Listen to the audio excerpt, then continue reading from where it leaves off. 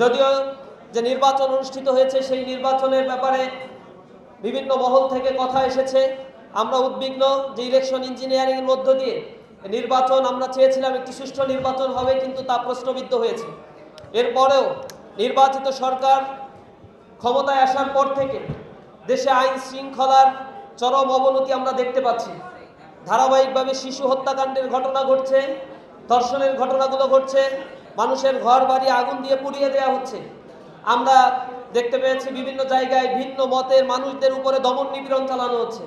ইসলামী ছাত্র শিবিরের বিভিন্ন স্থানে দায়িত্বশীলদের উপরে আক্রমণ করা হচ্ছে। ঢাকা পলিটেকনিকে আমাদের ভাইদেরকে তারা রক্তাক্ত করেছে। তারা হল থেকে আমাদের ভাইদেরকে বের করে দেওয়ার জন্য গভীর রাতে তারা অস্ত্রসহ হামলা করেছে। আমরা দেখতে পেয়েছি গতকাল জগন্নাথ বিশ্ববিদ্যালয়ে সাংবাদিক সমিতির নির্বাচনকে কেন্দ্র করে সাংবাদিক সমিতিতে আধিপত্য বিস্তার করার জন্য সেখানে ছাত্র দলের বিশ্ববিদ্যালয় শাখার নেতৃবৃন্দ, সভাপতি, সেক্রেটারির নেতৃত্বে সেখানে সাংবাদিক নেতৃবৃন্দের উপরে হামলা করা হয়েছে। অসংখ্য সাংবাদিক সেখানে আহত হয়েছে।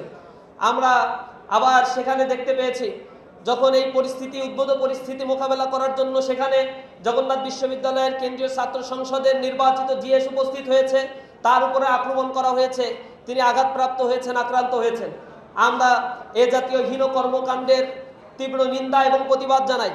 আমরা সরকারকে বলতে চাই, অনতিবিলম্বে যদি আপনাদের এ জাতীয় হিংসাত্মক কার্যক্রম থেকে আপনারা বিরত না হন, তাহলে জুলাই বিপ্লবের যে চেতনা, আমরা যে বৈষম্যহীন বাংলাদেশ চেয়েছিলাম, সেই চেতনাকে ধারণ করে আমরা আবারও এই রক্তচক্ষুর বিরুদ্ধে জাগ্রত ভূমিকা পালন করব ইনশাআল্লাহ।